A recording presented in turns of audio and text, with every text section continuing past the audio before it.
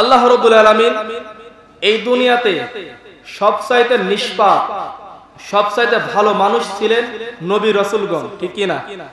তার চাইতে কেউ ভালো দুনিয়াতে আসবেও না। তারা ছিলেন সবচাইতে আল্লাহওয়ালা, আল্লাহর বন্ধু ছিলেন। তার এত ভালো হওয়ার কারণে তাদের উপর সবচেয়ে বেশি পরীক্ষা নেওয়া হয়েছে।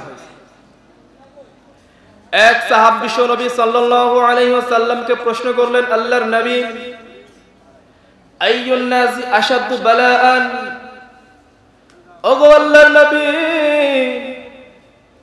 দুনিয়ায় সবচাইতে ঈমানি পরীক্ষা দিয়েছেন কারা? আল্লাহর হাবিব ডেকে বললেন, ও সাহাবীরা শুনে নাও, আশাদ্দুন নাসি বালাআন বালাহুল আম্বিয়া, দুনিয়ায় সবচাইতে ঈমানি পরীক্ষা দিয়েছেন নবী রাসূলগণ। তাহলে সম্মানিত মুসল্লি কেরাম, বুঝতে হবে আল্লাহর বন্ধু যারা, আল্লাহর প্রিয় ব্যক্তি যারা, তাদেরকে আল্লাহ রাব্বুল আলামিন বেশি দুনিয়াতে পরীক্ষা নিয়েছেন। সুবহানাল্লাহ। দুনিয়াতে যারা ইমানদার দাবি করবেন বেশি, তাদের পরীক্ষা তত বেশি। আমরা তো অল্পতেই ধৈর্য হারা হয়ে যাই, ইমানটা হারিয়ে ফেলি। কিভাবে? সর্বোচ্চ 3 থেকে 4 দিন অসুস্থ হলেই বলে ফেলি, আল্লাহ শুধু আমারই দেখো, আর কাউরে দেখতে পাও না। এই যে অভিযোগ করে ফেলি, আল্লাহর কাছে দরখাস্ত দিয়ে ফেলি, আল্লাহ তুমি শুধু আমারই অসুস্থ দাও, আর কাউরে দিতে পারো না। শুধু আমারই লোকসান দাও ব্যবসাতে, আর কাউরে দিতে পারো না। এই যে ধৈর্য হারা, অধৈর্য, এটা করা যাবে না। আইয়ুব আলাইহিস সালাতু ওয়াস সালাম, তিনি 18টি বছর রোগাক্রান্ত ছিলেন। তারপরেও কি আল্লাহর কাছে অভিযোগ করেছেন? অভিযোগ করেন নাই। 18 বছর পর্যন্ত যখন তিনি রোগাক্রান্ত ছিলেন, পুরো শরীর ব্যাধি, এমনকি আইয়ুব আলাইহিস সালাতু ওয়াস সালামের গোশতগুলো খসে খসে খসে খসে পড়তে লাগলো। এত অবস্থা খারাপ। শেষ পর্যন্ত দেখা গেল তার জিহ্বায় পছন্দ ধরা শুরু করলো। তিনি মনে মনে ভাবলেন, আল্লাহ, সারা শরীরে ব্যাধি, গোশতগুলো পচে গিয়েছে, আফসোস নাই, কোনো দুঃখ নাই, কিন্তু আমার জিহ্বায় যদি পছন্দ ধরে, জিহ্বায় যদি পছন্দ ধরে, পছন্দ ধরার কারণে ওই আল্লাহর নামে কেমনে শুকরিয়া আদায় করব, কেমনে প্রশংসা করব, আল্লাহু আকবার, কেমনে প্রশংসা করব। সাইয়েদনা আইয়ুব আলাইহিস সালাতু ওয়াস সালাম, আল্লাহর হাবিব, আল্লাহর বন্ধু, 18টি বছর রোগাক্রান্ত ছিলেন। পুরো শরীর ব্যাধি হয়ে গেল, পুরো শরীর গোশতগুলো পচে গেল। পুরো শরীর যখন গোশতগুলো পচে গেল, এমন সময় দেখা গেল তার জিহ্বায় পছন্দ ধরা শুরু করলো। মনে মনে ভাবলেন, ওগো আল্লাহ, জিহ্বায় যদি পছন্দ ধরে, তোমার রবের নামে কেমনে আমি প্রশংসা আদায় করব। আল্লাহর নবী সাইয়েদনা আইয়ুব আলাইহিস সালাম এই প্রথমবারের মতো আল্লাহর কাছে বললেন, আল্লাহ, কুরআনুল কারীমের 21 নম্বর সূরা, সূরাতুল আম্বিয়া এর 83 নম্বর আয়াতে আমার আল্লাহ তাআলা এই কথাগুলো তুলে দিলেন। ওয়া আইয়ুবা ইয নাদা রাব্বাহু আন্নী মাসসানিয়াদ দুররু ওয়া আনতা আরহামুর রাহিমিন। ওগো আল্লাহ, আমি দুঃখ কষ্টে পতিত হয়েছি, আপনি তো রহমান, আপনি তো রহিম, আপনি তো দয়ালু, আপনি আমার প্রতি একটু দয়া করেন না, আমার প্রতি একটু রহমান মানে একটু রহমতের চাদর একটু তাকান না, রহমত করেন। এখানে তিনি বলেন নাই, ওগো আল্লাহ, আমার পুরো শরীর ব্যাধি, আপনি আমাকে ভালো করে দেন না, সুস্থ করে দেন, এতদিন পর্যন্ত অসুস্থ, আপনি আমাকে ভালো করে দেন, এগুলো কোনো অভিযোগ করেন। তিনি কি বললেন? ও আইয়ুবা ইয নাদা রাব্বাহু আন্নী মাসসানিয়াদ দুররু, ওগো আল্লাহ, আমি দুঃখ কষ্টে পতিত হয়েছি, অসুস্থ ভোগ করছি, আমার জিহ্বায় পছন্দ ধরেছে, তুমি তো রহমান, তুমি আমার প্রতি একটু মানে রহমত নাজিল করো, দয়া করো। এইভাবে যখন দোয়া করলেন, আল্লাহ তাআলা এত পরিমাণ খুশি হলেন, এত পরিমাণ পছন্দ করলেন, সাথে সাথে আমার আল্লাহ তাআলা দোয়াটা কবুল করে নিলেন। পড়েন সুবহানাল্লাহ। আল্লাহ রাব্বুল আলামিন পর আয়াতে সুন্দরভাবে জানিয়ে দিলেন,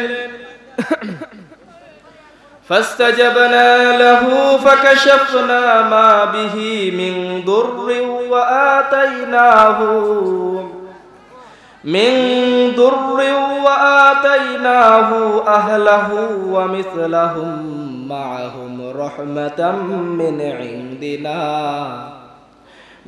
ইনদিনা ওয়া যিকরা লিল আবিদিন। চিৎকার দিয়ে বলেন না আল্লাহু আকবার। আল্লাহ রাব্বুল আলামিন সুন্দর করে জানিয়ে দিলেন, আমি আইয়ুব নবীর কথাটা কবুল করে নিলাম, তার দোয়া আমি কবুল করে নিলাম। আমি আল্লাহ রাব্বুল আলামিন তার দোয়া কবুল করে নিলাম, তাকে আমি পুরোপুরি সুস্থ করে দিলাম। এমনকি তার পরিবার, আত্মীয় স্বজন যারা তাকে ছেড়ে চলে গিয়েছিল তাদেরকে আবার ফিরিয়ে দিলাম, সন্তান সন্ততি ফিরিয়ে দিলাম। এমনকি টাকা পয়সা ধন সম্পদ সব কিছু আমি আল্লাহ তাআলা ফিরিয়ে দিলাম। সুবহানাল্লাহ, সব কিছু ফিরিয়ে দিলাম। এর তাফসীর আছে আপনার সূরা সাফফাতের ভিতরে, তাফসীর ইবনে কাসিরের ভিতরে ব্যাখ্যাগুলো আছে। ওইটা বলতে গেলে অনেক সময়ের প্রয়োজন, সংক্ষেপে শুধু পয়েন্টগুলো বলি। আইয়ুব আলাইহিস সালাম কিভাবে সুস্থ হলেন দেখেন। আইয়ুব আলাইহিস সালাম যখন দোয়া করলেন, এই দোয়া যখন আল্লাহ তাআলা কবুল করলেন, সূরা সাফফাতের তাফসীরের মধ্যে আছে তার প্রাকৃতিক প্রয়োজন হলো, প্রাকৃতিক প্রয়োজন সারার জন্য সে বাসা থেকে বাহিরে গেলেন তার স্ত্রীকে নিয়ে। তার স্ত্রীর নাম কি? রহিমা বলি আমরা, কিন্তু কিতাবের মধ্যে রহিমা বলে কোনো কথা আসে না। রহমা, রাহমা, রহিমা স্পেসিফিক ভাবে রহিমা আসে না, রহমা অথবা রাহমা। অর্থাৎ আইয়ুব আলাইহিস সালামের স্ত্রী তাকে নিয়ে যাচ্ছিলেন প্রাকৃতিক প্রয়োজন সারার জন্য। যাওয়ার পর তার স্ত্রী দাঁড়িয়ে আছেন, আইয়ুব আলাইহিস সালাম এক আড়ালে চলে গেলেন, প্রাকৃতিক প্রয়োজন সারলেন। তার স্ত্রী কোনো এক কাজের কারণে একটু বাহিরে গেলেন, একটু দূরে গেলেন। আইয়ুব আলাইহিস সালাম এসে দেখলেন তার স্ত্রী নেই, তার স্ত্রী নেই। তিনি ওখানে দাঁড়িয়ে আছেন, আর ওই সময় আমার আল্লাহ তাআলা তার উপর ওহী নাযিল করলেন।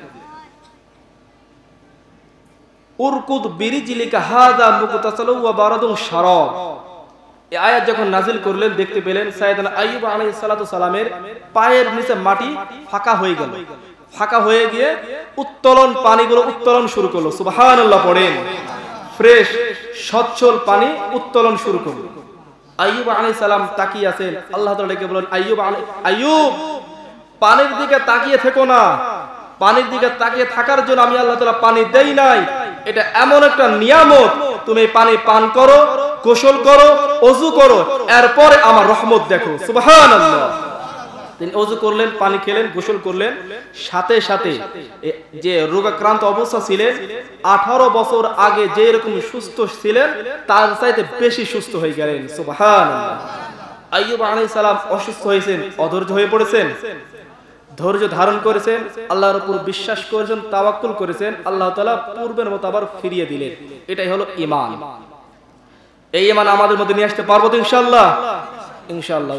কোনো কিছু সহজেই কোনো ক্ষয়ক্ষতি হয়ে গেলে আমরা সাথে সাথে যেন আল্লাহকে অভিযোগ করে না ফেলি, ধৈর্য ধারণ করি, আল্লাহকে বলি, আল্লাহ আপনি তো রহমান রহিম, আপনি আমার প্রতি একটু দয়া করেন। ইনশাআল্লাহ দোয়া কবুল হয়ে যাবে। এবার আসুন সাইয়েদনা ইব্রাহিম আলাইহিস সালাম ঈমানি ঘটনাগুলো বলছেন। ঈমানদার ছিলেন তারা, ঈমানি পরীক্ষা দিয়েছেন কিভাবে। আর আমি আপনি ঈমানি পরীক্ষা তো দেওয়া দূরে থাক, কিছু আফসাস আমাদের মধ্যে আসলে আমরা কায়েত হয়ে পড়ি, হতাশ হয়ে যায়, কি না কি হয়ে গেল। মনে করেন আপনাদের তো নওগাঁ জেলা, ধানের এলাকা নাকি, ধান বেশি হয় নাকি? ধান বেশি হয়। আল্লাহ মাফ করুক, 2 দিন পরে ধান উঠবে, ধানের ফলন ব্যাপক পরিমাণ ধান হয়েছে। আল্লাহর ইশারায় পরের দিন ধান তুলবেন, আগা দিন বজ্রপাত, বৃষ্টি, এমনকি মানে আপনার কি বলে শিল পড়া শুরু করলো। তার ধানের অস্তিত্ব থাকবে? ধানের কি বলে লাড়াও তো থাকবে না। এই সময় আমরা কি বলে ফেলি, আল্লাহ আগামীকাল ধান তুলবো, তুমি এটা পারলে করতে আমার সাথে, এরকম আফসোস এরকম বলেই ফেলি। কিন্তু আমরা, আল্লাহ তুমি এটা আমার সাথে করতে পারলে, এগুলো বলা ঠিক না। বলতে হবে, আল্লাহ আপনি আমাকে যে পরীক্ষায় ফেলেছেন অবশ্যই এর পিছে ভালো কিছু না কিছু ভালো অবশ্যই আছে। আল্লাহ আপনি আমাকে আইয়ুব নবীর মতো ধৈর্য ধারণ হিসেবে কবুল করেন, বলেন আমিন। এইভাবে দোয়া করবেন। সাইয়েদনা ইব্রাহিম আলাইহিস সালাতু সালাম দেখেন ঈমানি পরীক্ষা কিভাবে দিয়েছে। সাইয়েদনা ইব্রাহিম আলাইহিস সালাতু সালাম আল্লাহর পয়গম্বর, আল্লাহর বন্ধু, তিনি যখন এক আল্লাহ তাআলাকে মেনে নিলেন, পুরো এলাকায় খবর ছড়িয়ে গেল, বাবেল শহরে খবর পৌঁছে গেল। বাবেল শহরে যখন পুরো নগরীতে খবর পৌঁছে গেল, নমরুদের কান পর্যন্ত পৌঁছে গেল। নমরুদ এই ঘটনা শুনে তৎক্ষণাৎ ইব্রাহিমের কাছে চলে আসলো। ইব্রাহিমকে রেখে বলল, ও ইব্রাহিম, এই বাবেল নগরীতে, এই বাবেল শহরে আমি রব বাদে দ্বিতীয় কোন রব নাই, তুমি কোন রবের ইবাদত করো? আল্লাহর নবী সাইয়েদনা ইব্রাহিম আলাইহিস সালাম ডেকে বললেন, রব্বি আল্লাযী ইউহয়ী ওয়া ইউমীত, আমি এমন রবের ইবাদত করি যে রব জীবন দেয় মরণ দেয়। আমাদের জীবন দেয় কে? একটু আওয়াজ দিয়ে বলেন না, আমাদের জীবন দেয় কে? মরণ দেয় কে? এই কথা শোনার পর নমরুদ কি বলল শুনবেন? নমরুদ ডেকে বলল, আনা উহয়ী ওয়া উমীত, আমিও তো জীবন দিই মরণ দিই। নমরুদ কি বলছে? আমিও তো জীবন দিই মরণ দিই। সাইয়েদনা ইব্রাহিম আলাইহিস সালাম ডেকে বললেন, তাই তুমিও জীবন দাও মরণ দাও? তো দেখাও তো দেখি কিভাবে জীবন দাও মরণ দাও। নমরুদ জেলখানা দুইজন আসামি নিয়ে আসলেন, ফাঁসির আসামি, হ্যাঙ্গিং প্রাপ্ত আসামি। ওই ফাঁসির দুইজন আসামি নিয়ে আসার পরে নমরুদ একটি ধারালো ছুরি বের করলেন। ধারালো ছুরি বের করার পরে প্রথম আসামের পেটে ছুরি দিয়ে ধা করে ঢুকিয়ে দিলে লোকটা জমিনে পড়ে গেল। ছটফট ছটফট করতে করতে করতে করতে দুনিয়া থেকে শেষ, সে মারা গেল। নমরুদ প্রথম আসামের পেট থেকে ছুরিটা বের করে দ্বিতীয় আসামের পেটে যখন ছুরিটা ঢুকিয়ে দিবেন, in the meantime stop, থেমে গেলেন, না ওইটারে মাইরে আমি মরণ দিলাম, তোরে আমি জীবন দিলাম। কথা কি বুঝতে পারছেন আমার? নমরুদ কি বলছে? ওইটারে মাইরে আমি মরণ দিলাম, তোরে আমি জীবন দিলাম। ও ইব্রাহিম, দেখো দেখো আমি কিভাবে জীবন দিই, কিভাবে মরণ দিই। ওইটারে মাইরে আমি মরণ দিলাম, এইটারে আমি জীবন দিলাম। সাইয়েদনা ইব্রাহিম ডেকে বললেন, ফাইন্নাল্লাহা ইয়াতি বিশ-শামসি মিনাল মাশরিকি ফাআতি বিহা মিনাল মাগরিব ফাবুহিতাল্লাযী কাফার। আল্লাহু আকবার। সাইয়েদনা ইব্রাহিম ডেকে বললেন, নমরুদ বুঝলাম তুমি জীবন দাও মরণ দাও, বুঝলাম সব ঠিক, কিন্তু জেনে রাখো আমার আল্লাহ এমন আল্লাহ তাআলা, এমন শক্তিমান আমার আল্লাহ তাআলা, যিনি প্রতিদিন পূর্ব দিক থেকে সূর্য উঠায়। প্রতিদিন পূর্ব দিক থেকে সূর্য উঠাই কে? প্রতিদিন পূর্ব দিক থেকে সূর্য উঠাই কে? প্রতিদিন পূর্ব দিক থেকে আমার আল্লাহ তাআলা সূর্য উঠায়। তুমি যদি ওই আল্লাহ তাআলার মতো শক্তিমান হও, তাহলে আগামী কাল থেকে পশ্চিম দিক থেকে সূর্যটা উঠাও। এইবার নমরুদ ধরা খেয়েছে, ফাবুহিতাল্লাযী কাফার। নমরুদ চুপ, লা জবাব, নিশ্চুপ, কোনো কথা নাই, কারণ তর্কে হেরে গিয়েছে। মেজাজ নরম না গরম?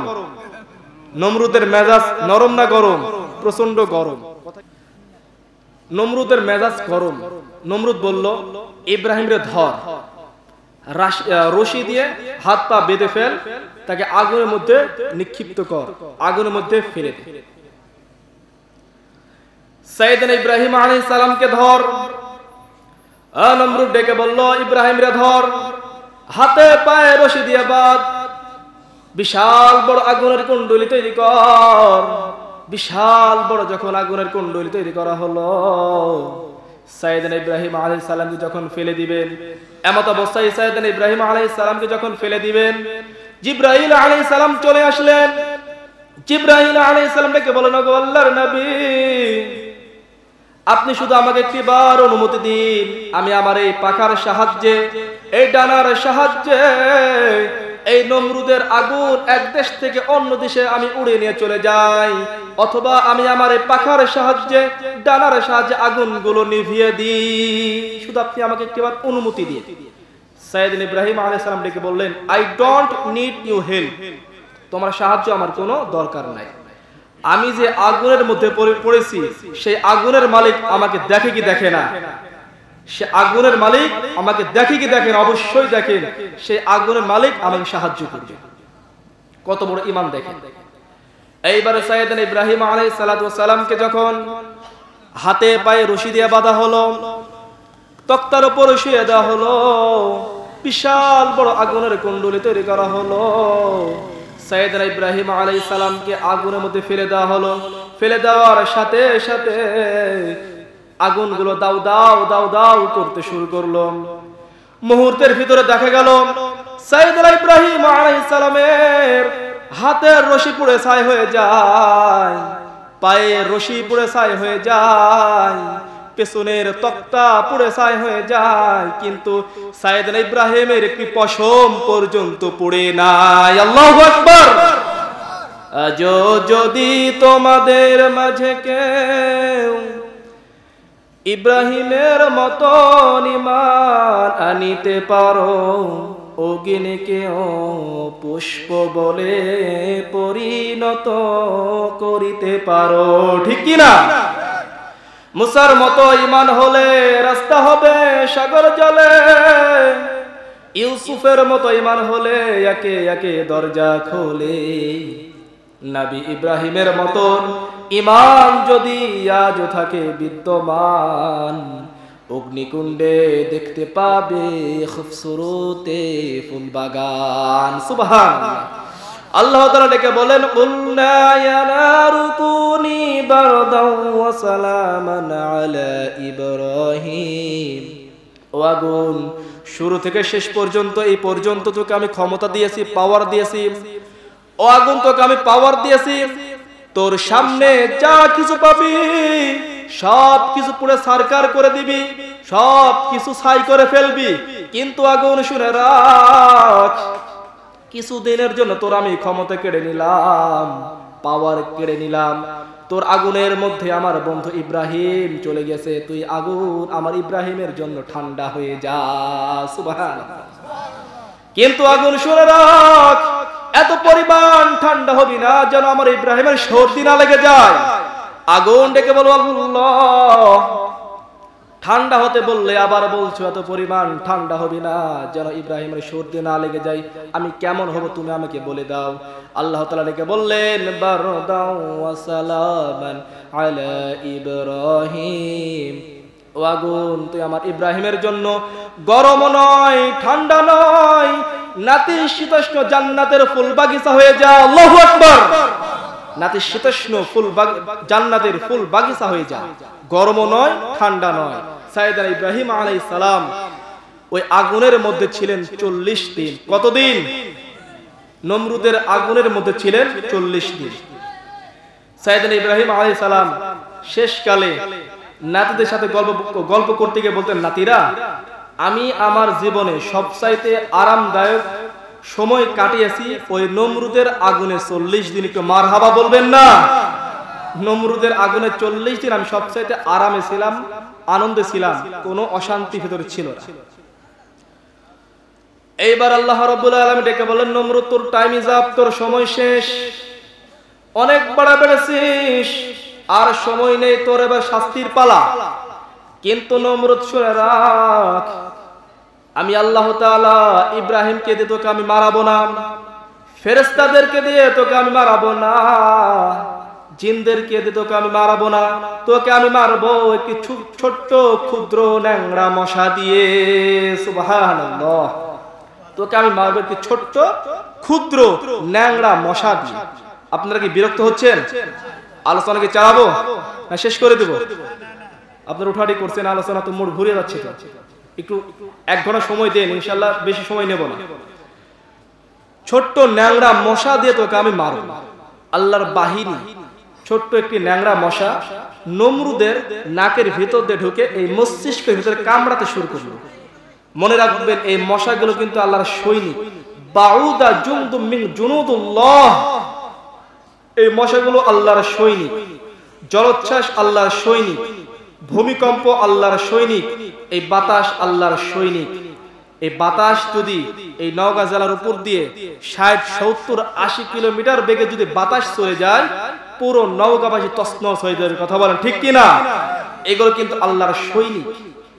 আল্লাহর সৈনিক মশা, ন্যাংরা মশা নমরুদের নাকে ঢুকে মস্তিষ্কের ভিতরে কামড়াতে শুরু করছে। নমরুদ লাফাইতে শুরু করেছে। নমরুদের চাকর চাকরানি খাদেম খুদ্দামরা বলে, নমরুদ ড্যান্স করো কেন?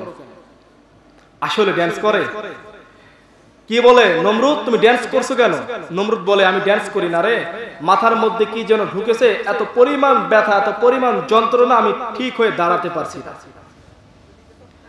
নমরুদ নিজের মাথায় কিল ঘুষি থাপ্পড় মারতে থাকলেন, কিন্তু মশা বের হয় না। এই মশা ঢুকেছে কার অর্ডারে? কথা বলেন, এই মশা ঢুকেছে কার অর্ডারে? বের হবে কার অর্ডারে? মশা মাথার উপর ঢুকে কুটকুট করে কামড়ায়। নমরুদ সহ্য করতে না পেরে শুধু লাফায় লাফায় লাফায়। তিনি চড় থাপ্পড় কিল ঘুষি মারতে থাকলেন, মুখ চোখ লাল হয়ে গিয়েছে। নমরুদ ডেকে বলল, খাদেম খুদ্দাম চাকর চাকরানি তোমরা শুনো, আমি কত মারবো, আমি মারা মেরে আর হয় না, তোমরা এবার আমার ধরে মারো, তোমরা আমাকে মারো। খাদেম খুদ্দাম চাকর চাকরানি মনে মনে ভাবলো, সারা জীবন আমগুলো মারছিস, সারা জীবন আমাদের উপর জুলুম করেছিস, আজকে পাইছিস সুযোগ, তোর ইচ্ছা মতন পিটান। সবাই মারতে শুরু করলেন, কিল ঘুষি চড় থাপ্পড় মারতে মারতে মারতে নমরুদ জমিনে পড়ে গেলেন, সেন্সলেস হয়ে গেলেন, জ্ঞান হারিয়ে ফেললেন। যখন জ্ঞান ফিরে আসলো, হুশ যখন ফিরলো, ফেরার সাথে সাথে বলল, চড় ঘুষি মেরে লাভ নাই, তোরা এবার আমারে জুতা মার। কি মার? নমরুদ কি কয়, তোরা এবার আমারে জুতা মার। আমরা পড়ি প্লাস্টিকের জুতা, চামড়ার জুতা, তারা পড়তেন খড়মের জুতা। খড়মের জুতা চিনেন? খড়মের জুতা কেমন মুরব্বীরা হয়তো চিনতে পারেন। কাঠ দিয়ে তৈরি, কাঠ দিয়ে তৈরি, কাঠের তৈরিকৃত একে বলে খড়মের জুতা। সবাই এই কাঠের তৈরিকৃত জুতা হাতে নিয়েছে। নেওয়ার পর নমরুদকে পিটানো শুরু করছে। নমরুদকে পিটাইতে পিটাইতে তার মাথা ফেটে রক্তাক্ত হয়ে নমরুদ যখন জমিনে পড়ে গেলেন, শেষ নিঃশ্বাস ত্যাগ করলেন, যখন মারা গেলেন, তখন আল্লাহর বাহিনী মস্তিষ্ক থেকে বের হয়ে শূন্যে উড়াল দিয়েছে। বলেন না আল্লাহু আকবার। পৃথিবীতে কেউ স্থায়ী হয় না, হোক না সে ফেরাউন কিবা নমরুদ, কেউ ভাবে চিরকাল রয় না, কেউ ভাবে চিরকাল রয় না।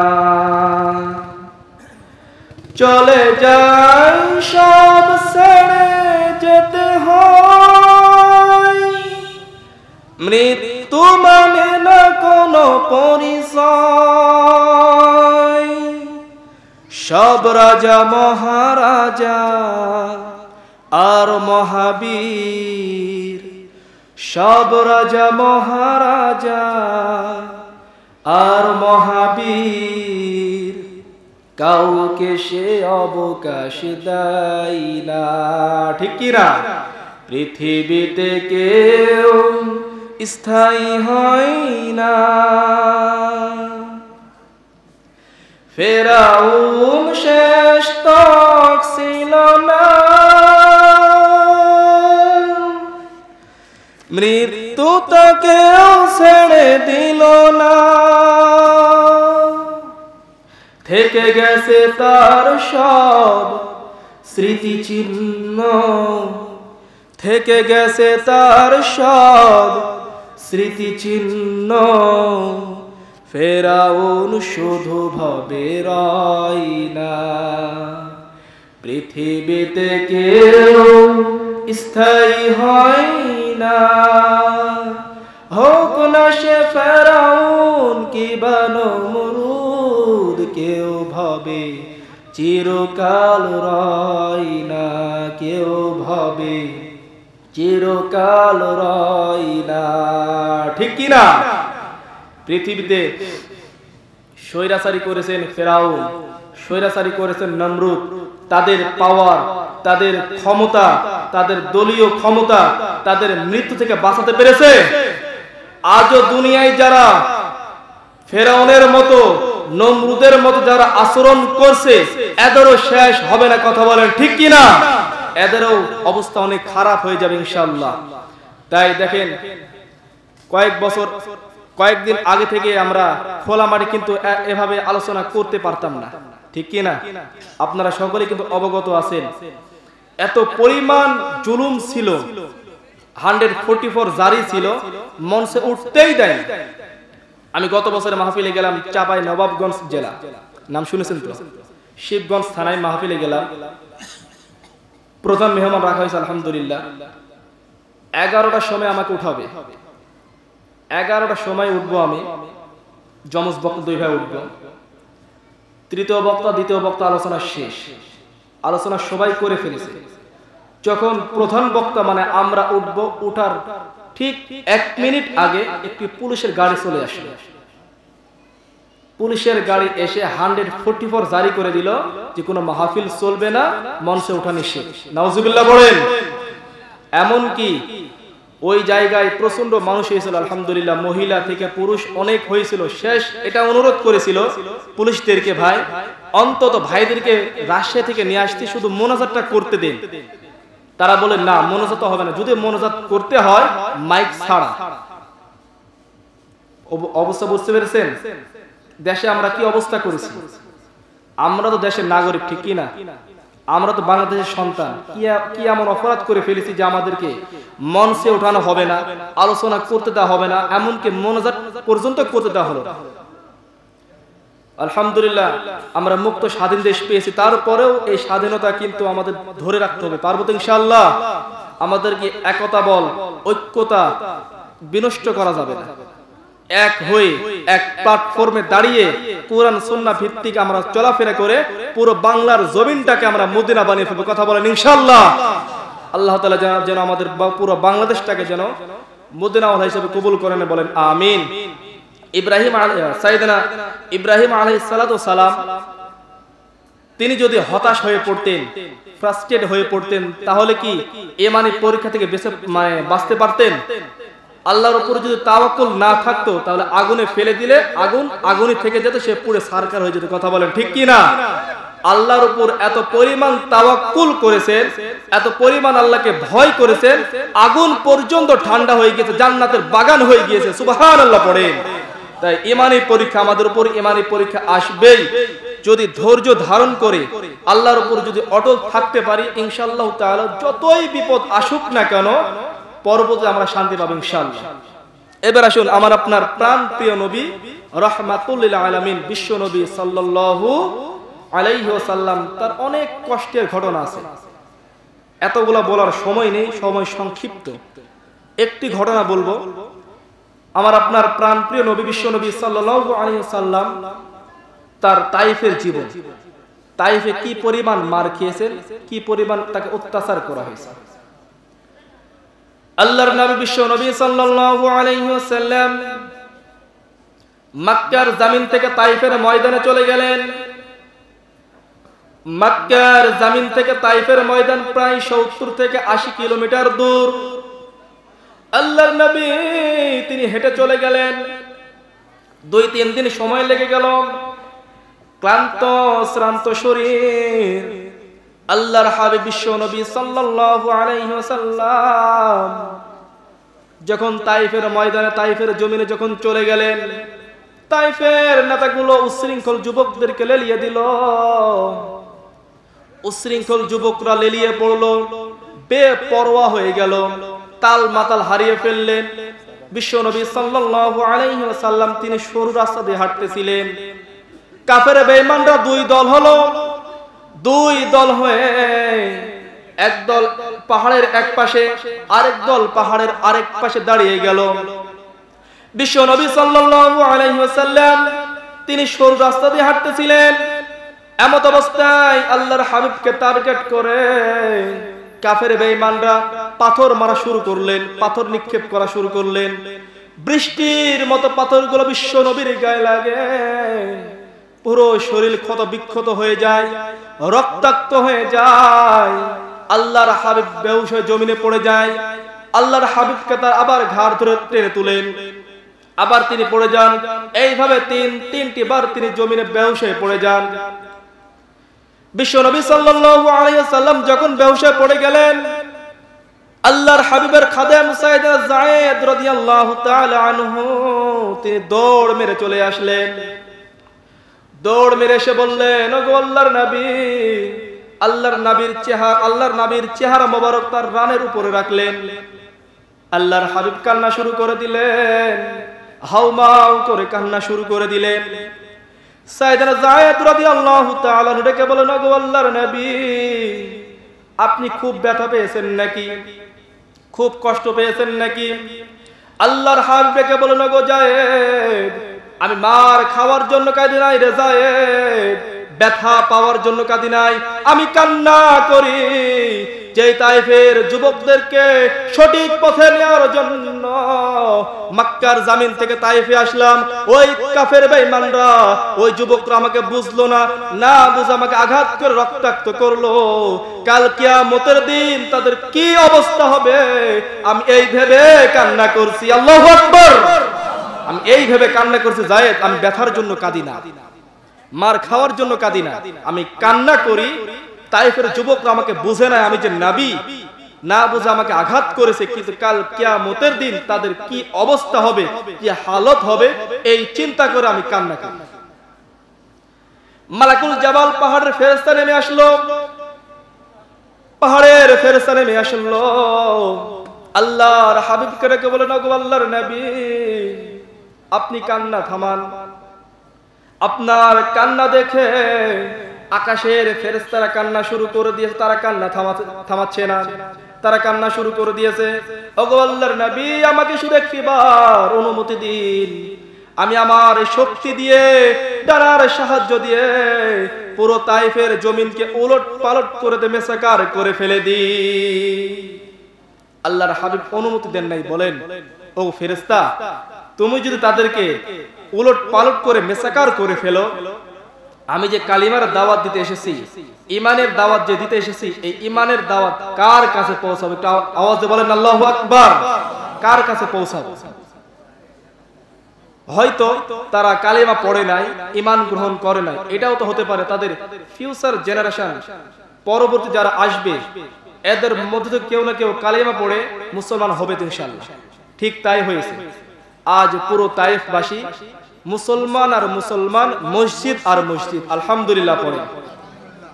খেয়ে না খেয়ে দিন প্রচারের কাজে নিজেকে দিয়ে সবিলিয়ে তাইফের কাফিরেরা চিনল না এ আলো, দুষ্টু ছেলেদের পিছু দিল লেলিয়ে, পাথরের আঘাতে ক্ষত বিক্ষত হয়ে সারা শরীর থেকে রক্ত ঝরে। হে রাসূল, তোমাকে ভুলি আমি কেমন করে, হে রাসূল, তোমাকে ভুলি আমি কেমন করে। মারহাবা বলেন, এটা আমার সাথে বলেন, সুবহানাল্লাহ, আলহামদুলিল্লাহ, লা ইলাহা ইল্লাল্লাহ। পড়েন, লা ইলাহা ইল্লাল্লাহ। আপনাদের ঝিমানি আসতে, ঘুম আসতে বুঝতে পারছি, একটু আওয়াজ দিয়ে পড়েন, একটু স্ট্রং হন, ঘুমগুলো ছুটে যাক ইনশাআল্লাহ। বলেন, লা ইলাহা, আওয়াজ দেন না, লা ইলাহা ইল্লাল্লাহ, লা ইলাহা, সুবহানাল্লাহ, আলহামদুলিল্লাহ, লা ইলাহা। আল্লাহ নামের জিকির করবে যারা, আল্লাহর কাছে প্রিয় তারা, আল্লাহর কাছে প্রিয় যারা, জান্নাতে প্রবেশ করবে তারা। লা ইলাহা,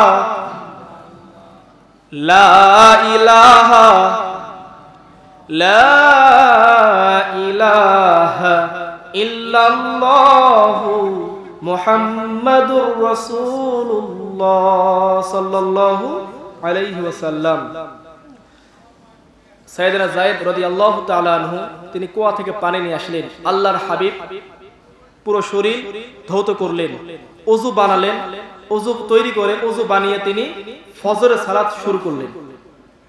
ফজরের যখন 2 রাকাত ফরজ নামাজ পড়া শুরু করলেন, তিনি প্রথম রাকাতে সূরাতুল জিন তেলাওয়াত করলেন। কি সূরা? সূরাতুল জিন তেলাওয়াত করলেন। আল্লাহর হাবিব বিশ্ব নবী সাল্লাল্লাহু আলাইহি ওয়াসাল্লাম যখন প্রথম রাকাতে সূরা জিন তেলাওয়াত করলেন, আল্লাহর হাবিব বিশ্ব নবী সাল্লাল্লাহু আলাইহি ওয়াসাল্লামের পেছন সাইড দিয়ে এক অদৃশ্য দল, জিন জাতির দল তার হেঁটে যাচ্ছিল। আল্লাহর হাবিবের কণ্ঠে কোরআন তেলাওয়াত শুনে তারা থমকে দাঁড়ালো, তারা আশ্চর্য হয়ে গেল।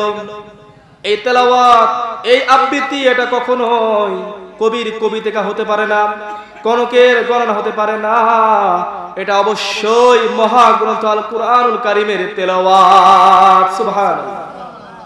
আল্লাহর হাবিব বিশ্ব নবী সাল্লাল্লাহু আলাইহি ওয়াসাল্লামের তেলাওয়াত শুনে জিন জাতি থমকে দাঁড়ালো, আশ্চর্য হয়ে গেল। কি ফ্যান্টাস্টিক কুরআনুল কারীমের তেলাওয়াত, কি চমৎকার লাগছে কুরআনুল কারীমের তেলাওয়াত।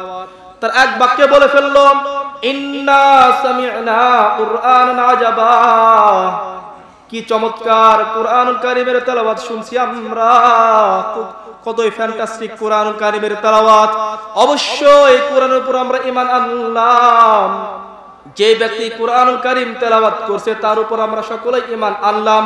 শুধু আমরাই ঈমান আনলাম বিষয়টি এরকম নয়, ইয়াহদি ইলার রুশদি ফাআমান্না বি, আমরা জিন জাতির দল যে যার মতোই বাসায় চলে গেলাম, এলাকায় চলে গেলাম।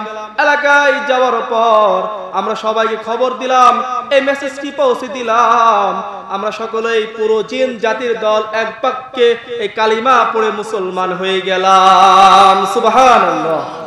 পুরো জিন জাতির দল নবীজির তেলাওয়াত শুনে তারা কালিমা পড়ে মুসলমান হয়ে গেলেন। এই ঘটনা কিন্তু নবীজি জানেন না। তিনি নামাজ শেষ করে বসে আছেন, মনটা ভার করে, মনটা খারাপ করে বসে আছেন। তিনি ভাবলেন, কত কষ্ট করে আসলাম তাইফের যুবকদেরকে সঠিক পথে নেওয়ার জন্য, কিন্তু তারা তো আসলোই না, আমাকে মারধর করলো। এটা মন খারাপ করে তিনি বসে আছেন। আল্লাহ রাব্বুল আলামিন বলে, জিব্রাইল যা আমার বন্ধুর মনটা ভালো করে দিয়ে আয়। সুবহানাল্লাহ।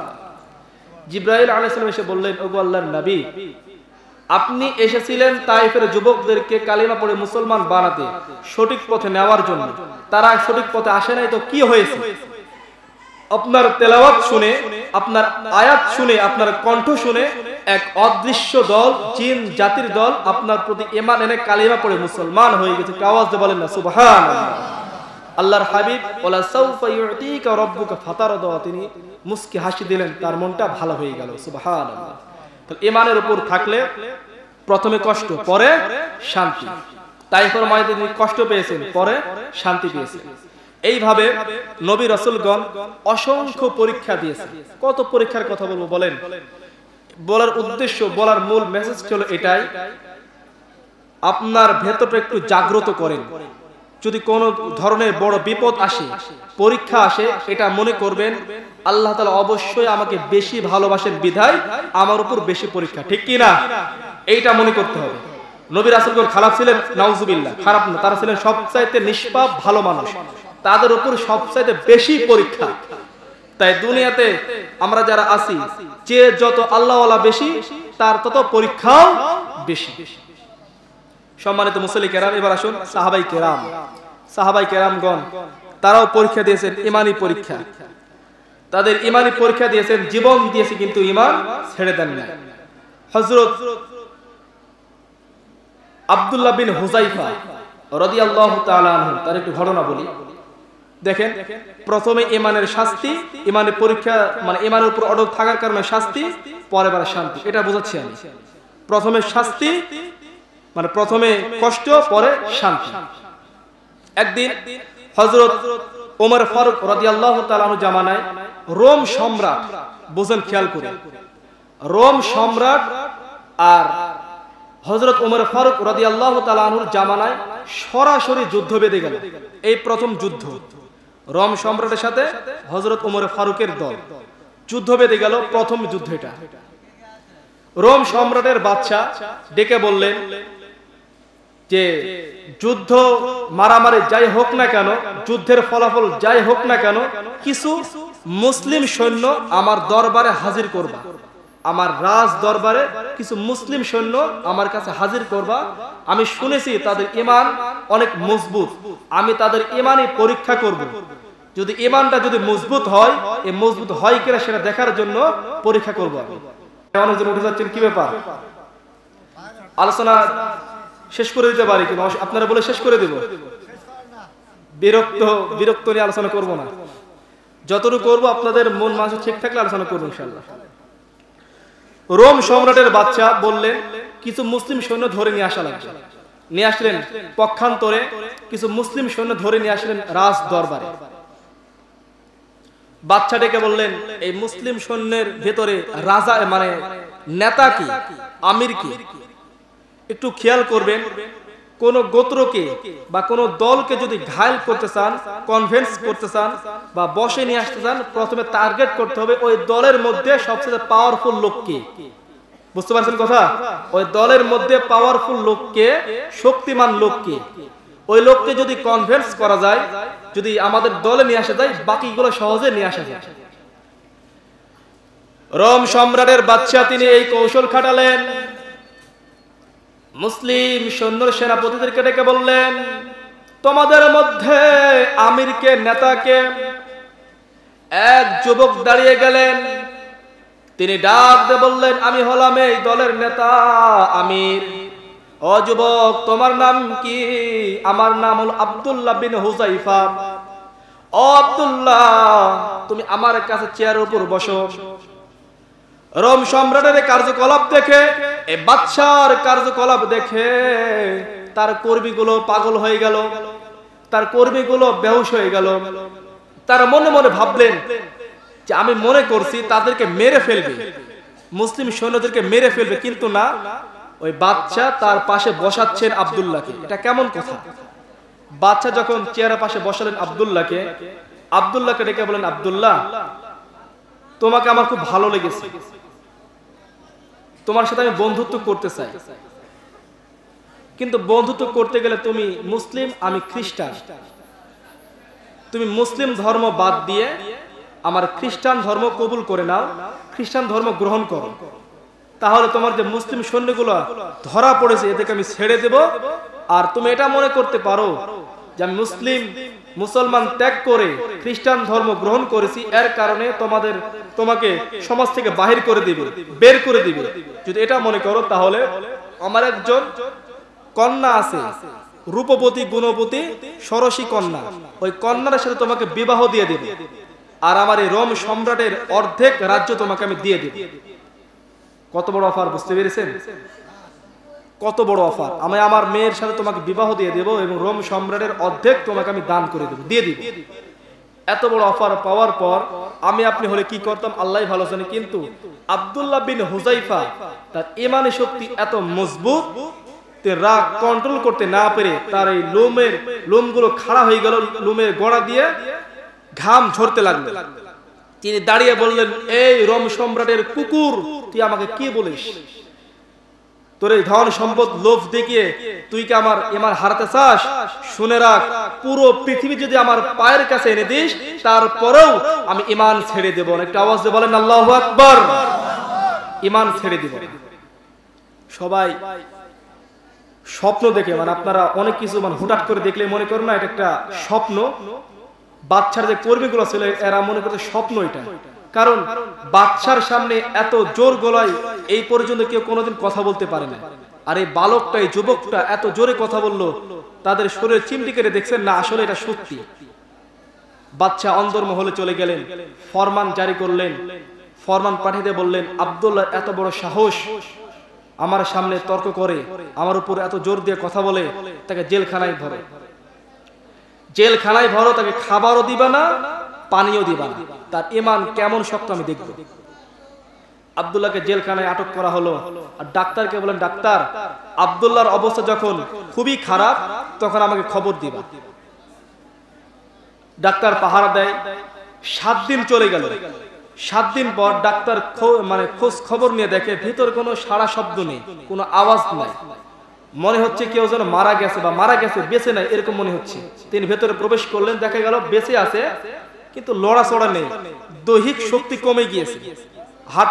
হাঁটা চলা করতে পারছে না। ডাক্তার বাচ্চাকে বললেন, বাচ্চা নামদার, আব্দুল্লাহ বিন হুযাইফাকে খাবার দেওয়া লাগবে, নতুবা সে মারা যেতে পারে। আব্দুল্লাহ বিন হুযাইফা কৌশল খাটালেন, ঠিক আছে, তাকে তার জন্য খাবার নিয়ে যাও। খাবারটি হবে শুকুরের গোশত আর পানি হবে মদ মেশানো পানি।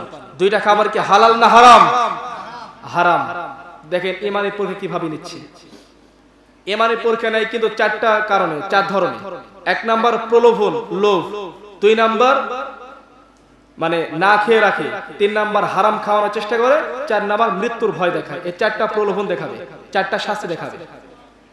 তদ্রূপ তার কাছে খাবার নিয়ে গেলেন, হারাম খাবার, শুকুরের গোশত আর মদ মেশানো পানি। আব্দুল্লাহকে বলেন, আব্দুল্লাহ খাও, তুমি খাবার খেয়ে নাও। আব্দুল্লাহকে খাবার দেওয়ার সাথে সাথে বললেন, তুমি যে খাবার খাচ্ছ এটা কিন্তু শুকুরের গোশত আর মদ মেশানো পানি। তার দৈহিক শক্তি নেই কিন্তু ঈমান শক্তি এত পাওয়ারফুল ছিল, তিনি সাথে সাথে চিৎকার দিয়ে বলছেন, এই ডাক্তার তাড়াতাড়ি খাবারগুলো নিয়ে যা, নতুবা আমি লাঠি দিয়ে ফেলে দেব। একটা আওয়াজ দিয়ে বলেন আল্লাহু আকবার। ডাক্তার চিন্তা করলো, বাচ্চা আমি দেখলাম কোনো কথাবার্তা কিছুই বলতে পারছে না, নড়াচড়া করতে পারছে না। ওই ব্যক্তিকে যখন বললাম শুকুরের গোশত আর মদ মেশানো পানি, কোথ থেকে যে শক্তি চলে আসছে, ঈমানের শক্তি কোথ থেকে যে আসছে, আমাকে এত ধমক দিয়ে বলেছে লাঠি দিয়ে ফেলে দেবে খাবার। বাচ্চা তো আরো রাগান্বিত হয়ে গেল, আরো ক্ষিপ্ত হয়ে গেল। বাচ্চা ডেকে বললেন, ঠিক আছে, তার ঈমান কেমন দেখবো, আগামীকাল কড়াইয়ের মধ্যে তেল দাও, তেলগুলো গরম করো। তেলগুলো যখন গরম করালো, টকবক টকবক করছে তেলগুলো। আব্দুল্লাহ বিন হুযাইফাকে নিয়ে আসা হলো। আব্দুল্লাহ বিন হুযাইফাকে ডেকে বললেন, আব্দুল্লাহ এখনো সময় আছে,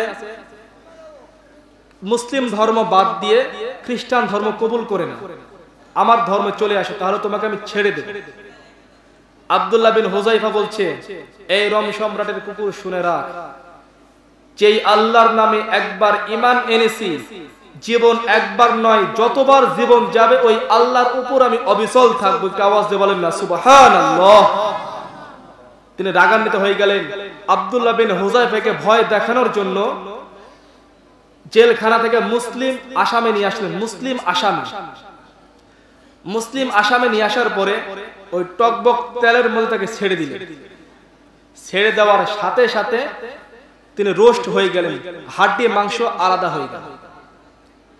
রোম সম্রাটের বাচ্চা ডেকে বলল, আব্দুল্লাহ কি হাল হয়েছে দেখো, এই টকবকে তেলের মধ্যে তোমাকেও আমি ছেড়ে দেবো যদি ঈমান না ছেড়ে দাও। ও আব্দুল্লাহ এখনো সময় আছে, ঈমান ছেড়ে দাও, আমার পথে চলে আসো। আব্দুল্লাহ বলল, জীবন যাবে কিন্তু ঈমান যাবে না। বাচ্চা রাগান্বিত হয়ে গেলেন, লোকজনদেরকে ডেকে বললেন, তাকে তোমরা আগুনের মধ্যে নিক্ষেপ করো। যখন আব্দুল্লাহকে আগুনের মধ্যে নিক্ষেপ করবেন, এমত অবস্থায় আব্দুল্লাহ কান্না শুরু করে দিলেন। রোম সম্রাটের বাচ্চা ডেকে বলেন, ও আব্দুল্লাহ জীবনের মায়ার জন্য কান্না করো নাকি, ভয় পাচ্ছ নাকি, কাপুরুষের মতো কান্না করো কেন? আব্দুল্লাহ বিন হুযাইফা ডেকে বললেন, ও রোম সম্রাটের বাচ্চা শুনে রাখো, আমি মারা যাওয়ার জন্য কাঁদি না, আমি এই জীবনের মায়া করি না, আমি কান্না করছি ওই আল্লাহ তাআলা আমাকে শুধু একটি জীবন দিয়েছে, যদি আমাকে 100টা জীবন দিতেন, ওই 100টা জীবন আমি তোমার এই টকবক তেলের মধ্যে ডুবিয়ে যেতাম। আল্লাহু আকবার। এই টকবক তেলের ভিতর আমি 100টা জীবন নিয়ে ঝাঁপিয়ে পড়তাম, কিন্তু আমার জীবন তো একটা, এই আফসোস আমি কান্না করি। এই ঈমান দেখে বাচ্চা, রোম সম্রাট বাচ্চা কিন্তু বিচক্ষণ মানুষ ছিলেন। মুসলিম ধর্ম যে কিতাব ছিল, কিতাব তিনি পড়েছেন। তিনি ভাবলেন, তার এই সূরা বুরুজের কি তাফসীরের ঘটনা আছে, ওই তাফসীরের ঘটনা মনে পড়ে গেল। আব্দুল্লাহ বিন বারাদা, যত সম্ভব নামটা, আব্দুল্লাহ বিন বারাদা যত সম্ভব নাম, ওই তৎকালীন জামানার বাদশা আব্দুল্লাহ বিন বারাদা যখন মুসলিম ঈমানটা যখন গ্রহণ করলেন, কালিমা পড়লেন, তাকে মারার জন্য চেষ্টা করছে। আব্দুল্লাহকে যখন পাহাড়ের উপর নিয়ে যায়, আল্লাহর ইশারায় পাহাড়টা কাঁপিয়ে দেন, বাকি সৈন্যগুলো মারা যায়, আব্দুল্লাহ বেঁচে ফিরে চলে আসে। সাগরের উপর নিয়ে যায়, সাগরের ঢেউ এত পরিমাণ দেয় বাকি সৈন্যগুলো মারা যায়, সাগর থেকে বেঁচে আল্লাহ তাআলা আব্দুল্লাহকে ফিরিয়ে আনে। এইভাবে দেখলেন বাদশা, তৎকালীন বাদশা আব্দুল্লাহ বিন বারাদাকে মারাই যাচ্ছে না, কি করা যায়? আব্দুল্লাহ বুদ্ধি দিলেন, বাদশা যদি আপনি আমাকে মারতে চান 3টা কাজ করা লাগবে। কয়টা? 3টা কাজ করা লাগবে যদি আপনি আমাকে মারতে চান। কি কি? 1 নাম্বার, পুরো এলাকার লোকজনকে বড় সমাবেশ করতে হবে, সব লোকজনকে নিয়ে এসে এক জায়গায় একত্রিত করতে হবে। 2 নাম্বার, খেজুরের শুল বা খেজুরের গাছের সাথে আমাকে বেঁধে রাখতে হবে। 3 নাম্বার, এটা বলতে হবে, এই তীর মারার সময় এটা বলতে হবে বিসমিল্লাহি রব্বি হাদাল গুলাম, অর্থ আমি এই বালকের রবের প্রতি তীর নিক্ষেপ ছুড়লাম। কত কৌশল দেখেছেন? রব বিসমিল্লাহি রব্বি হাদাল গুলাম, এই 3টা যদি কাজ করেন আপনি আমাকে মেরে ফেলতে পারবেন। ঠিক তাই করলেন। 1 নাম্বার, লোকজন জমায়েত করলেন। 2 নাম্বার, তাকে বেঁধে রাখলেন। 3 নাম্বার, যখন তীর ছুঁড়ে মারবেন, লোকজন কিন্তু জানে এর আগে বাদশা তাকে মারার চেষ্টা করেছে, পানিতে ফেলে পারে নাই, পাহাড় থেকে ফেলে পারে নাই। আজকে দেখি এই বালকের কথা অনুযায়ী তাকে মারতে পারে কিনা। যখন তীরটা ছোড়ার আগে বললেন বিসমিল্লাহি রব্বি হাদাল গুলাম, এটা বলে যখন ছুঁড়ে মারলেন, মারার সাথে সাথে ওই বালকের কান দিয়ে এই কান থেকে বেরিয়ে গেছে, সঙ্গে সঙ্গে বালক কালিমা পড়ে মারা গেলেন। পড়েন না ইন্না লিল্লাহি ওয়া ইন্না ইলাইহি রাজিউন। একজন মারা গেলেন, তিনি কি পরাজিত হয়েছেন? পরাজিত হন নাই, তিনি মারা গিয়েছেন ঠিক, শহীদ হয়েছেন। তার এই শহীদ হওয়া দেখে পুরো এলাকাবাসী মনে মনে ভাবলো এই বাদশা তাকে মারার জন্য কতই না চেষ্টা করেছে, কিন্তু কখনো তাকে মারতে পারে নাই। আজকে এই বালকের কথা শুনে বিসমিল্লাহি রব্বি হাদাল গুলাম বলে যখন মারলো, দেখা গেল সাথে সাথে বালকটি মারা গেল। অবশ্যই বাদশা কিছু না, ওই বালকের রব হলে আসল রব। আওয়াজ দিয়ে বলেন আল্লাহু আকবার। পুরো এলাকাবাসী, পুরো লোকজন কালেমা পড়ে মুসলমান হয়ে গেলেন। দেখেন, একজন শহীদ হয়েছেন কিন্তু পুরো এলাকাবাসী মুসলমান হয়ে গিয়েছে, ইমানদার হয়ে গিয়েছে। এই কথা এই বাদশা নামদারের মনে আছে।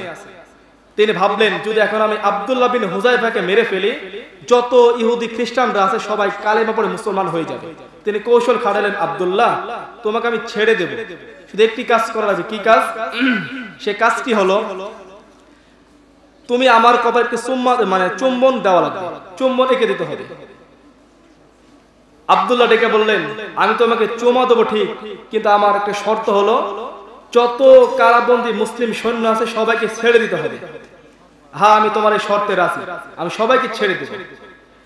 আব্দুল্লাহ এই শর্তে রাজি হলেন। তিনি মনে মনে ভাবলেন, আমি আমার নিজের জীবনের মায়া ত্যাগ করে না, আমি মুসলিম সৈন্যদেরকে বাঁচানোর জন্য তার কপালে আমি চুম্বন দিলাম। এই চুমো দেওয়ার কারণে পুরো মুসলিম সৈন্যদেরকে নিয়ে তিনি বাসায় চলে গেলেন। আওয়াজ দিয়ে বলেন না সুবহানাল্লাহ। তাহলে কি দেখলাম এখান থেকে? শিক্ষা পেলাম। 1 নাম্বার, যারা কাফের বেঈমান আপনাদেরকে প্রলোভন দেখাবে, ঈমান ছেড়ে দাও, নামাজ ছেড়ে দাও, তোমাকে আমি এই দিব ওই দিব, অনেক টাকা পয়সা দেব, এগুলো প্রলোভন দেখিবে, লোভ দেখাবে। 2 নাম্বার, যদি আপনি প্রলোভন না করেন, লোভ যদি না করেন, তাহলে 2 নাম্বার আপনাকে না খেয়ে রাখবে। 3 নাম্বার, হারাম খাওয়ানোর চেষ্টা করবে। 4 নাম্বার, মৃত্যুর ভয় দেখাবে। সম্মানিত মুসল্লি কেরাম, ঈমানের হালতে আব্দুল্লাহ বিন হুযায়ফা থাকার কারণে কষ্ট পেয়েছেন ঠিক, কিন্তু শেষ হাসাই তিনি হেসেছে। এবার আসলে আরেকটি ঘটনা বলি। হযরত বেলাল রাদিয়াল্লাহু তাআলা আনহু, অসুবিধা নেই, আমি আলোচনা করার পরে আমার আরেক ভাই আলোচনা করবেন ইনশাআল্লাহ, অবশ্যই আলোচনা শুনবেন। তিনি আলোচনা পূর্ব মুহূর্তে তেলাওয়াত করবেন, গজল গাবেন ইনশাআল্লাহ তাআলা, তার কোনো ভালো ইনশাআল্লাহ আপনারা শুনবেন। মানুষ আমরা যমজ ঠিক আছে, কিন্তু কণ্ঠে একটু পরিবর্তন অবশ্যই আছে। এই দুনিয়াতে যত মানুষ আছে পৃথিবীতে, প্রত্যেকের মানুষের সাথে প্রত্যেকজন যে কথা বলে এই কথার সাথে কারো কণ্ঠ মিলে নাই। সুবহানাল্লাহ। কত কোটি মানুষ আছে আমরা, কিন্তু কারো কণ্ঠের সাথে কারো কণ্ঠ মিলে না। এই ফিঙ্গারপ্রিন্ট, এই আঙ্গুলের ছাপ, পৃথিবীতে যত মানুষের সাথে কারোর সাথে কারো মিলবে না। এমনকি আমাদের শরীরের চামড়া দেখে মনে হচ্ছে ভাইয়ের সাথে আমার চামড়া মিল, কিন্তু আমার চামড়া যদি কেটে যায়, ওই ভাইয়ের চামড়া এনে যদি আমার সাথে অ্যাডজাস্ট করে দেন, লাগবে না, পছন্দ হবে কয়েকদিন পরে। যদি আমার পায়ে যদি চামড়া জোড়া লাগাই, পায়ে যদি কেটে যায়, আমার হাত থেকে যদি চামড়া নিয়ে যদি পায়ে যদি জোড়া লাগাই, লেগে যাবে। তাহলে দুনিয়াতে যত মানুষ আছে কারো চামড়ার সাথে চামড়ার মিল নাই। সম্মানিত মুসল্লি কেরাম, অবশ্যই কণ্ঠের পরিবর্তন পাবেন, আলোচনা শুনবেন, শেষ মুহূর্ত পর্যন্ত থাকবেন ইনশাআল্লাহ। হযরত বেলাল রাদিয়াল্লাহু তাআলা আনহু তিনি জীবন দিয়েছে কিন্তু ঈমান ছেড়ে দেন না। উমাইয়া বিন খালফের গোলাম ছিলেন। থাকাকালীন ইথিওপিয়া থেকে যখন মদিনায় এসে বিশ্বনবীর হাতে হাত রেখে কালিমা পড়ে মুসলমান হলেন, ওই সময় উমাইয়া বিন খালফ টের পেয়ে গেলেন। টের পাওয়ার পর হযরত বেলালকে শাস্তি দিতে লাগলেন, মারধর করতে লাগলেন। সাইয়েদনা বেলাল রাদিয়াল্লাহু তাআলা আনহুকে মারধর করতে লাগলেন। উমাইয়া বিন খালফ তাকে মারতে লাগলেন। উত্তপ্ত মরুভূমির প্রান্তরে চলে গেলেন। এত পরিমাণ মরুভূমির তাপ, ওইখানে যদি আপনি চাউল দেন অথবা খই চাউল দেন তাহলে মুহূর্তের ভিতরে খই হয়ে যাবে। ওই উত্তপ্ত বালির উপরে সাইয়েদনা বেলাল আল রাদিয়াল্লাহু তাআলা আনহু তাকে চিৎ করে শুয়ে দেওয়া হলো। বুকের উপর বিশাল বড় পাথর দাবিয়ে দেওয়া হলো। সাইয়েদনা বেলাল রাদিয়াল্লাহু তাআলা আনহুকে চাবুক পেটানো হলো। একটা করে চাবুক পিটায় চামড়া দুই দিক ফাঁক হয়ে রক্তগুলো ফিনকি দিয়ে জমিনে পড়তে লাগে। এত কষ্ট, এত জুলুম নির্যাতন হযরত বেলালকে করা হয়েছে, কিন্তু বেলাল একটাই বলেছেন, জীবন যাবে কিন্তু ঈমান যাবে না। সুবহানাল্লাহ।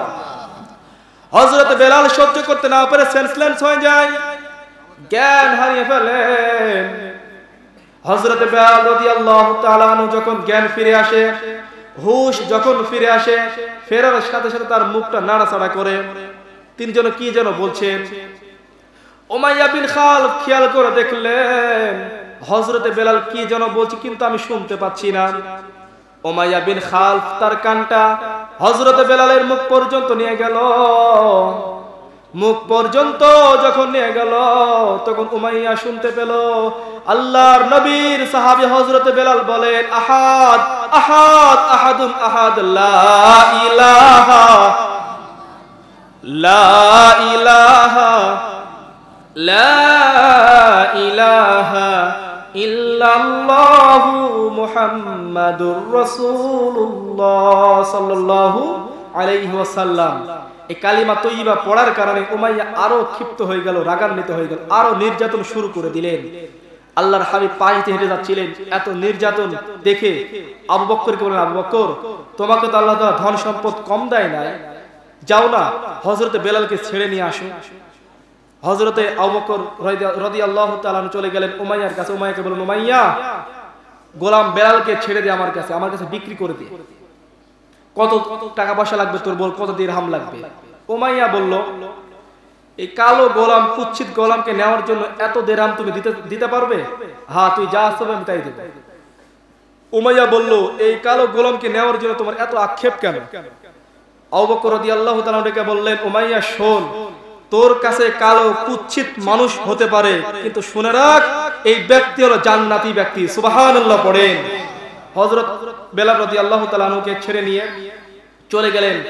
এমন কি আল্লাহ তাআলা এত পরিমাণ তাকে সম্মান দিলেন, স্বয়ং মসজিদ নববীর ইমাম হলেন বিশ্বনবী সাল্লাল্লাহু আলাইহি ওয়াসাল্লাম, আর মসজিদের মুয়াজ্জিন হলেন হযরত বেলাল রাদিয়াল্লাহু তাআলা। সুবহানাল্লাহ পড়েন। তাহলে প্রথমে কষ্ট, পরে শান্তি, এটাই ঈমানের হালত। হযরত খাব্বাব রাদিয়াল্লাহু তাআলা আনহু কত কষ্ট করেছেন দেখেন। অনেক ঘটনা, শুধু কয়েকটি বলি। সাইয়েদনা খাব্বাব রাদিয়াল্লাহু তাআলা আনহু একদিন খালি গায়ে হেঁটে বেড়াচ্ছেন। ওমর ফারুক রাদিয়াল্লাহু তাআলা আনহু দেখলেন, ও খাব্বাব, তোমার কোমর এত চিকন কেন? এত চিকন কোমর হলো আমি তো কাউকে দেখি নাই। হযরত খাব্বাব ডেকে বললেন, আমিরুল মুমিনিন, ওগো আল্লাহর নবীর সাহাবী হযরতে ওমর, আপনি কি সেই দিনের কথাগুলো ভুলে গেলেন যেই দিন কালিমা পড়ে ইমানদার হলাম, মুসলমান গ্রহণ করলাম, কাফের বেঈমানরা আমাকে সহ্য করতে পারে নাই, মারধর শুরু করে দিয়েছে, এমনকি সব কাফের বেঈমানরা আমাকে ধরে ফেলেছে, জমিনের উপর জ্বলন্ত কয়লা বিছিয়ে দেওয়া হয়েছে। জ্বলন্ত কয়লা যখন বিছিয়ে দেওয়া হলো, ওই কয়লার উপর সাইয়েদনা খাব্বাবকে শুয়ে দেওয়া হলো। সাইয়েদনা খাব্বাব রাদিয়াল্লাহু তাআলা আনহু বুকের উপর পাথর চাপিয়ে দেওয়া হলো। এত কষ্ট নির্যাতন সহ্য করতে সে পারছে না। পেছনের যে জ্বলন্ত কয়লাগুলো ছিল, ওই কয়লাগুলো চামড়া ভেদ করে গোস্ত চর্বিতে পুড়ে পুড়ে গলে পানি হয়ে কয়লাগুলো নিভিয়ে গিয়েছে। আপনি কি সেই দিনকার কথাগুলো ভুলে গেলেন? যেই দিন কয়লার উপর আমাকে শুয়ে কত কষ্টই না দিল ঈমান শুধু আনার কারণে। সাইয়েদনা খাব্বাব ঈমান এনেছেন, ঈমান আনার কারণে কষ্ট স্বীকার করেছে। তিনি বলেছেন আমার জীবন যাবে কিন্তু ঈমান যাবে না।